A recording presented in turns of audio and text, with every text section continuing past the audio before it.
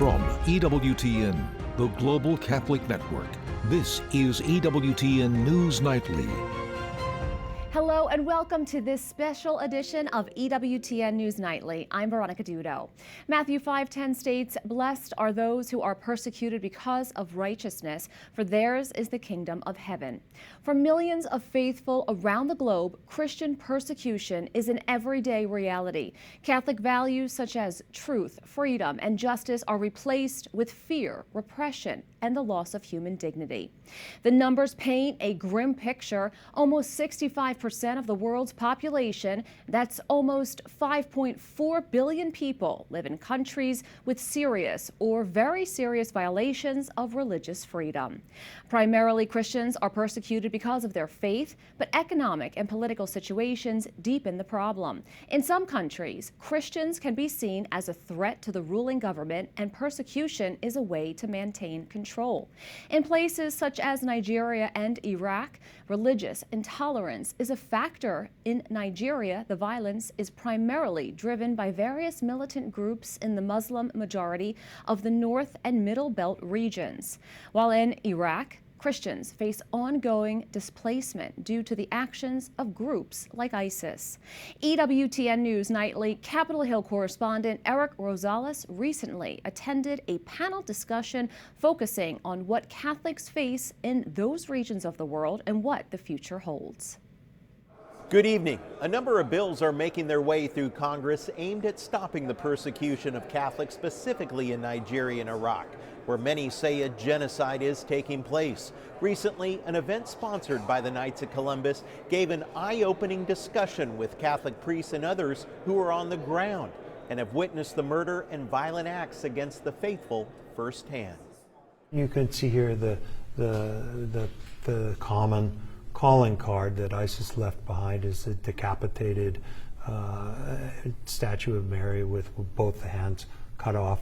Stephen Rasha is the director of the Institute for Catholic Humanitarian Service at Franciscan University. In 2014, after ISIS attacked northern Iraq, Rasha worked as legal counsel for nearly 150,000 displaced Christians being taken care of by the Catholic Diocese of Erbil in Iraq. He tells me for 4 years he lived and worked among the people, documenting with photographs their struggles and pain. All of these Christians living in these marginalized situations, they're human beings, and our faith teaches us, above all else, the importance of the spark of human dignity that's in every one of us. Father Karam Shamasha knows that struggle firsthand. In 2014, he and thousands of others were driven from their parish by ISIS. He says today in Iraq, ISIS is not as strong but still exists, and Christians are persecuted through discrimination. Thanks to God, nowadays, there is no this group of ISIS. They are not exist in public. But unfortunately, there's still some mentalities that they are still thinking in the others like enemies. Father adds from time to time, small groups of ISIS fighters will just appear in towns and villages and murder people of faith. Many are concerned one day they will rise again. Thanks to God, we are still there. We are fighting to remain not just numbers in these countries, but we are fighting to, in fact, be a real member that can shine, that can give light to all the people that they are around. Now, on to the topic of Nigeria. During the panel discussion, Stephen Rasha also shared photographs of his work in Nigeria, where he helped run a Catholic healthcare facility and school. He says the mass kidnappings of women which took place in Nigeria a few weeks ago happens all the time, often unreported. The people are just living in absolute fear of their own personal safety, inability to move around, inability to farm, all of these things really just cascading right now. Catholic priests agree and add the persecution is taking place through government policy, like establishing Sharia law, and through physical violence from militant Islamic groups like the Boko Haram. Christians are killed, Christians are kidnapped, complete destruction of Christian schools and churches and hospitals. As I speak, even so many priests have been kidnapped and killed, and a lot of them are still with the kidnappers in the bushes. Right now, the greatest concern are for those living in refugee camps. Many see no future, and many are barely surviving with not enough to eat. Priests say the government, with the help of other countries, must act now. There are children who were born in these IDP camps, who grew up in this war, who will get married in this war. And I think for us, that is really a very serious problem. We need to offer the psychological support, the behavioral therapy that are needed in order to help them to recover, not only physically, materially, but also spiritually. Father says that the only way that the cycle will be broken is through a major change in the government. Despite it all, Father says that the Catholic faith in Nigeria is strong. It's now estimated that 35 million Catholics are in the country. Eric Rosales, EWTN News Nightly. As Eric mentioned, clergy are being kidnapped in Nigeria. That kind of traumatic experience could shake a person's faith. But for one victim, it only made his belief in the Lord stronger. Our Vatican correspondent, Valentina Di Donato, has that story. This is Brother Amos Stephen, a seminarian, a theologian, and a survivor of religious persecution. Barely 4 days after we returned from our Christmas and New Year break. It happened on Wednesday, probably 30 to 45 minutes after the normal school let out.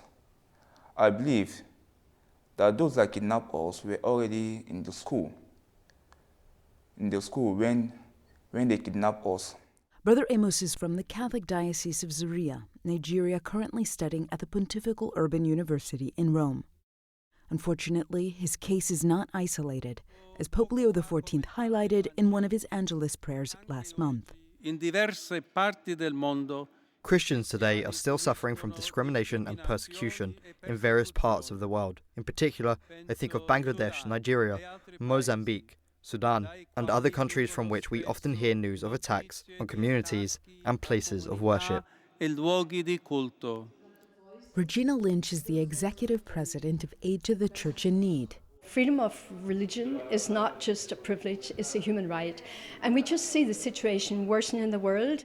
In the organization's annual report on religious freedom, it concludes that discrimination of individuals comes in many different forms: violence, unjust imprisonment, displacement, and abductions. On that very night, when we heard the sound at the entrance door to our hostel, I tapped my fellow roommates because we were 3 in our room. All of us were kidnapped. In total, we are 4 in numbers. So in the process of it trying to escape, it was already late for us. The men later learned they were part of a mass abduction of seminarians. In Nigeria, extremist groups such as Boko Haram and the Islamic State West Africa province are some of the drivers of this violence. Among all those that were kidnapped, I believe we are the youngest. So they normally flog us every day. They will look for cane, and probably sometimes 5 to 7 of them, they will be flogging us at the same time. Brother Amos still has nightmares about the unspeakable violence he endured. The kidnappers released him 1 month later after they demanded ransom money. He tells me that cash is one of the big incentives for these terrible acts. Money is one incentive that drives this violence, but this is just one piece of this extremist insurgency aiming to eliminate the Christian minority from Nigeria. But the fact that Pope Leo XIV reminds the faithful of the continued plight of persecuted Christians strengthens his faith. The Holy Father, the universal pastor of the church, so him pointing out to some of the countries that are being affected. I love the persecution and the killings and the kidnappings. To me, it shows the fatherly kindness, his heart of humility on reaching out to his flocks. In Rome, Valentina Di Donato for EWTN News Nightly. From Nigeria and Uganda, Christians and their leaders are under attack in Africa. From abductions to ruthless killings, Christians face threats from government and paramilitary groups. Father Don Bosco Onyela, editor-in-chief of ACI Africa, EWTN's news service in Africa, joins us now. Thank you so much for your time. First, what can you tell us about the state of persecuted Christians right now? Thanks for having me, Veronica. The state of persecution of Christians in Africa remains the highest levels recorded, according to reports. And this is a mixture of factors that contribute to it, including some weak state control, some political instabilities in some cases, civil conflicts, and military groups that are present in some parts of this continent. And it's not just about killings, it's about attacks on churches and Christians, and property and displacement of people and forced conversions and intimidation. So it takes different forms. Do we know which countries are the worst right now? Yes, Nigeria has usually taken the lead as the deadliest country actually in the world for the persecution of Christians. We've also had reports from the Democratic Republic of the Congo. This is in Central Africa. And much of the violence in the eastern provinces, like North Kivu, where armed groups like the Allied Democratic Forces, sometimes they're allied to global jihadist networks. They have attacked Christian civilians. They have attacked church people who are, going through worship. We have had reports of young people on a vigil in a church being attacked. We also have reports from Mozambique. This is in Southern Africa. We also have reports from the Horn of Africa. This is Ethiopia and Eritrea, where the government has actually confiscated church facilities like schools and hospitals. So this is part of the persecution of Christians, I would say. What is the Catholic Church doing to protect people? There are a number of mitigating factors. One, of course, is just to strengthen security in parishes, in convents, in schools, by having perimeter walls and enforcing the security personnel. There is also working closely with the local communities and also adjusting school routines and also giving some travel advisories on roads to avoid, areas not to go to, and establishing some crisis response teams. But overall, there is also the effort of just voicing these concerns and making the world know that, yes, Christians are being targeted and that this is a problem that the government can actually solve if it is serious with its business as the protector of the peoples. Father, thank you so much for joining us. Thanks for having me, Veronica. Another African country of concern, Sudan. After nearly 2 years of war, more than 12 million people have been driven out of their homes, making it the worst displacement crisis in the world. With Catholics and Christians being regularly targeted there, a recent congressional hearing took a deeper look at the persecution and renewed a global call to action. Once again, we are joined by Capitol Hill correspondent Eric Rosales. Good evening, Veronica. The civil war in Sudan has received renewed attention after President Donald Trump vowed to secure a peace deal in the African nation following his meeting with the Saudi Crown Prince in November. United States lawmakers from both parties sharply criticized the UAE, the United Arab Emirates, for its alleged role in fueling the war in Sudan, along with other countries. We cannot turn a blind eye to the UAE's role in supplying weapons that kill innocent Sudanese civilians. Simultaneously, we see the malign influence of Russia seeking a naval base at Port Sudan and reports of Iranian drones bolstering the SAF. Sudan has become a playground for foreign powers while the people serve as collateral damage.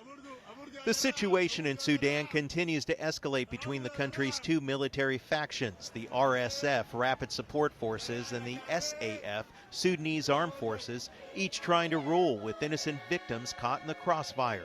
Congressman Smith urged President Donald Trump to intervene personally, suggesting he call the United Arab Emirates leadership to demand they stop supplying weapons. That both the RSF and the SAF have a common enemy in Christians. Christians have been denied food aid and told, unless you leave your Christianity, you will not get any food. Ranking member Sarah Jacobs joined the condemnation, criticizing the Trump administration for bypassing a congressional hold in May to approve a $1.4 billion arms sales to the UAE, which included helicopters and F-16 fighter jet parts. To be clear, this criticism is not specific to this administration. I was also critical of the Biden administration's unwillingness to hold the UAE accountable. I believe that the United States needs to use its significant leverage with the UAE to pressure them to finally end their support to the RSF. In a statement released before the hearing, the UAE embassy in Washington categorically denied the accusations, asserting that there is, quote, no substantiated evidence that the country has provided support to the RSF or any other warring party. Despite these denials, State Department officials face repeated questions during the hearing about why the U.S. has not utilized its leverage to stop the alleged interference. Officials maintain that the U.S. is, quote, exerting all the pressure we can through diplomatic channels. Nicole Weidersheim, Deputy Director at Human Rights Watch, says Congress must do more by bringing new sanctions and humanitarian assistance. Yeah, there's religious persecution here in the history of this country and the division. There's also just ethnic persecution. One side saying that people aren't Muslim enough in Darfur. These things have all been part of the characteristic of the war, but now you have so many outside actors and states, primarily in the Gulf, who are arming the perpetrators and continuing the fighting, and the civilians are just lost in the mix. Church leaders have also raised alarms over the conflict. In two appeals last month, Pope Leo XIV urged prayer for the victims of violence in Sudan and even highlighted the persecution of Christians there. At the Capitol, Eric Rosales, EWTN News Nightly. We have a lot more still to come on this special edition of EWTN News Nightly, including a closer look at the situation for Christians in the Middle East, plus how the birth of Jesus is inspiring one Catholic organization to help in Bethlehem.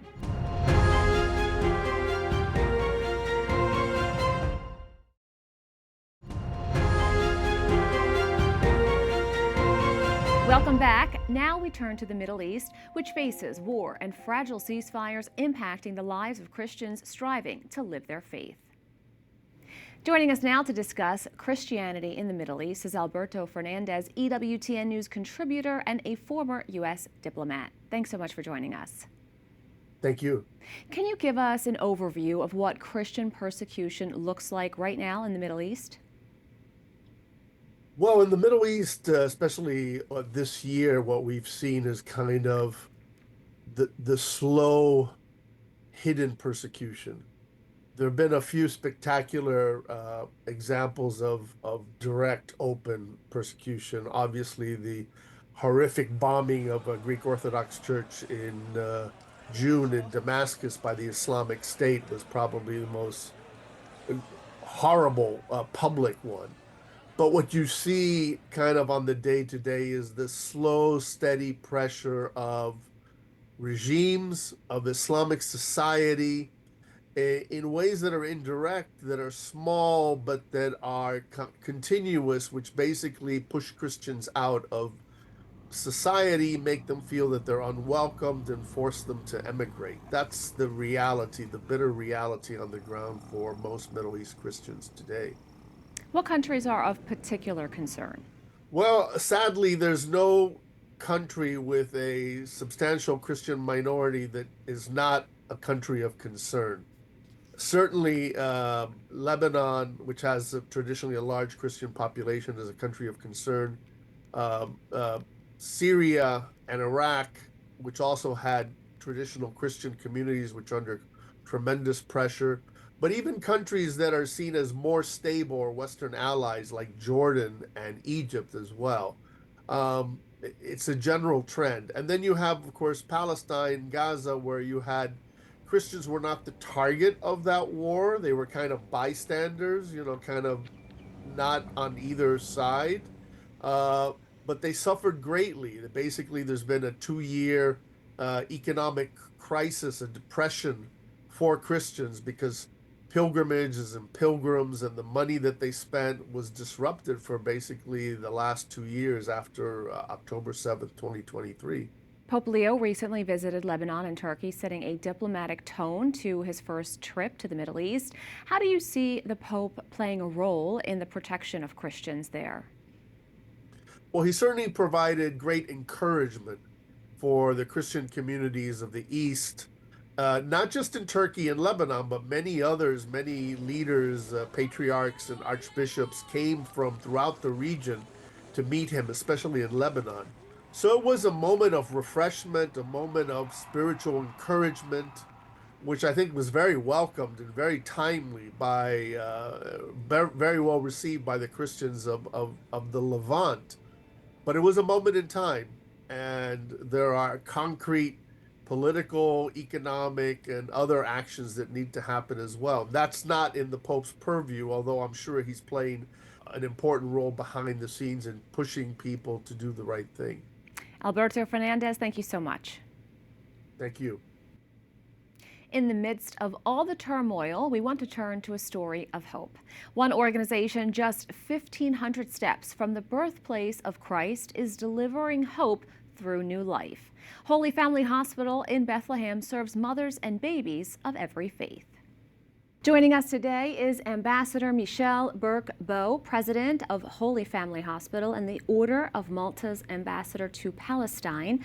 Thank you so much for joining us today. Thank you. It's my pleasure. So first, tell us about the Holy Family Hospital and what you do. So I serve as the ambassador to Palestine from the Order of Malta. So I'm responsible for the state-to-state relations between the Order of Malta, which is sovereign, and at the same time a lay religious order, and the state of Palestine. We practice humanitarian diplomacy, so we have many humanitarian projects across Palestine, but our biggest one is Holy Family Hospital, which is an infant and maternity hospital delivering 4,000 babies a year. And who do you serve in the region? We serve everybody in need. We serve the refugees, we serve the city people, we have an all Palestinian staff, Muslim and Christian. We serve Muslims and Christians, but most of all, we champion life. We deliver babies as small as 1 pound, and we nurture them to be able to be big enough and independent, breathing and eating, to be able to go home with their families. It's a beautiful gift of life. Can you share with us what you're seeing with infants that are being born now? Well, because of the war in Gaza, which is 45 miles away, it's affecting Bethlehem greatly. There are no pilgrimages to speak of, a few, but they don't stay in Bethlehem. The work permits for Jerusalem have gone from 60,000 down to 4. And I'll say this mostly affects the Christian community because they're the ones involved in the pilgrimages and they have more of the work permits. So other entities can go, but right now Bethlehem has been at 90% of the workforce without salaries since October of 23. Are you hopeful to see improvements now that the ceasefire is in effect? I'm always hopeful, but we need more than a ceasefire. We need hope to flourish. We need development in Bethlehem. We need housing blocks.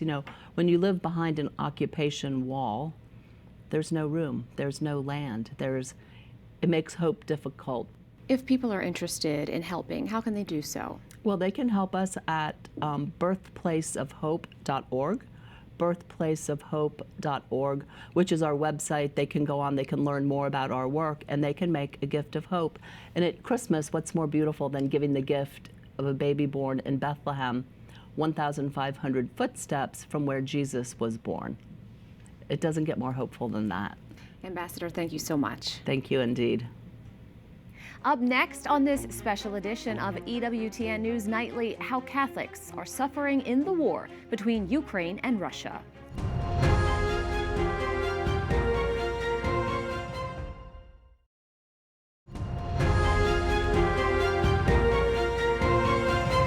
Ukraine, while Christian persecution may not be as visible, it is still present. Attacks on Christians have been increasing since the start of the Russia-Ukraine war.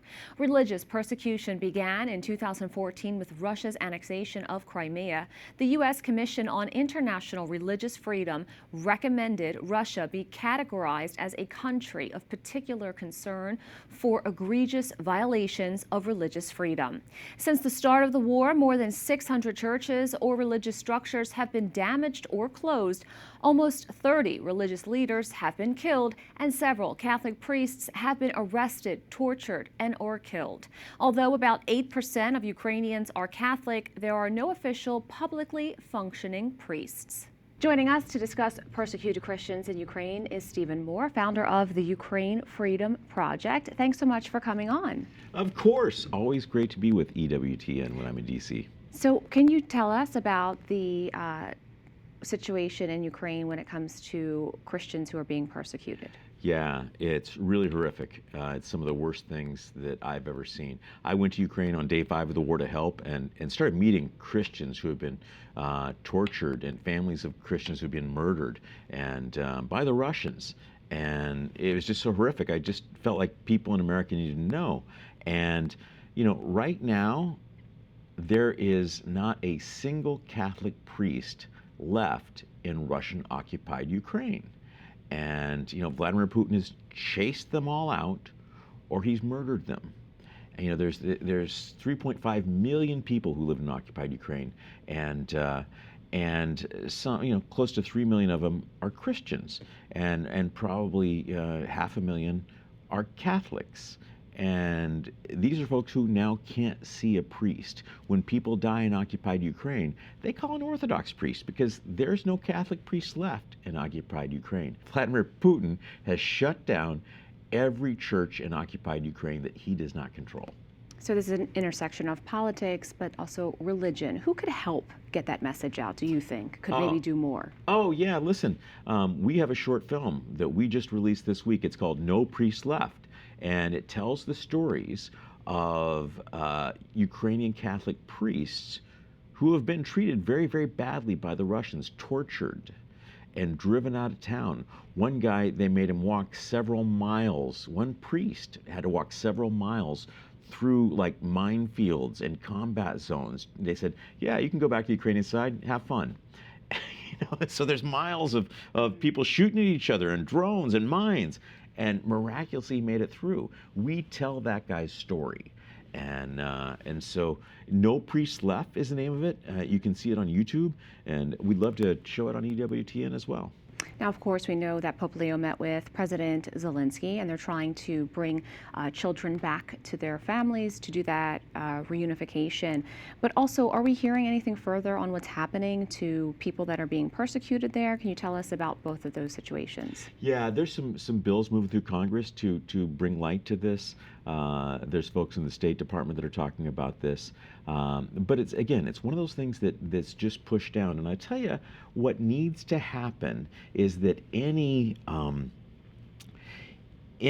peace agreement that comes out between Ukraine and Russia, one, Vladimir Putin's already in violation with 25 peace agreements with Ukraine. So we can't expect this one to last long. But in the text of it, there needs to be something that says Catholic churches can practice their faith and be protected under Russian occupation, because that's not happening now. Same with Baptist churches. Baptists are the third largest Christian denomination in Ukraine after Orthodox and Catholic.